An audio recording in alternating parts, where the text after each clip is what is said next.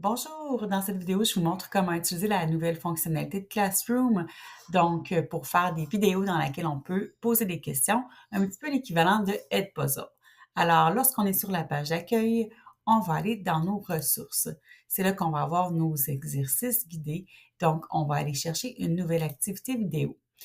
On va pouvoir coller le lien URL ou tout simplement écrire des mots-clés. Par exemple, Allo prof, participe passé. Évidemment, vous visionnez la vidéo en amont et vous la sélectionnez ensuite. Vous ajoutez des questions.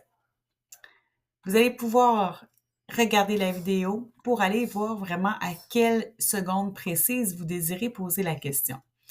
Donc, une fois que c'est fait, vous ajoutez une question. Vous avez 3 types de questions. Le choix multiple et la case à cocher se corrige automatiquement, tandis que la question verte, vous devrez passer par-dessus.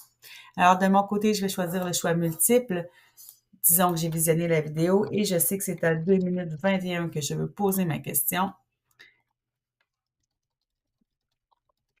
Alors, je pose ma question et j'écris mes choix de réponse et je sélectionne la bonne réponse. Donc, par exemple, ici. Une fois que c'est fait, j'enregistre et je continue.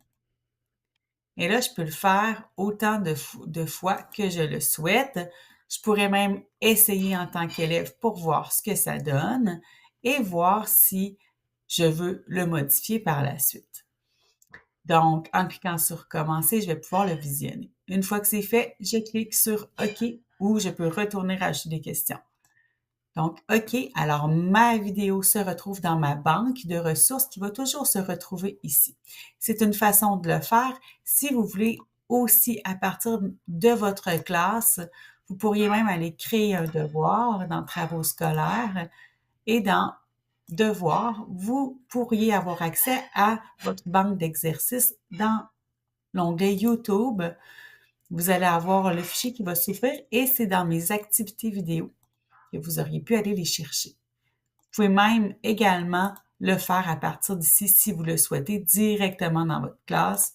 Donc ensuite, on le met en pièce jointe, on le joint dans notre devoir et le titre s'écrit automatiquement. Vous pouvez le modifier bien entendu.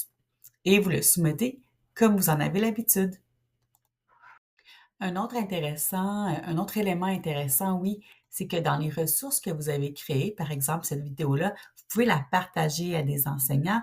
Donc, dans les 3 petits points, vous partagez le lien qui va tout simplement être un lien de partage vers un autre enseignant de votre organisation, bien entendu, et lui va pouvoir activer la vidéo, la copier et même pourrait la modifier une fois l'activité reçue. Donc, on active le lien et on le copie et on le transmet à nos collègues.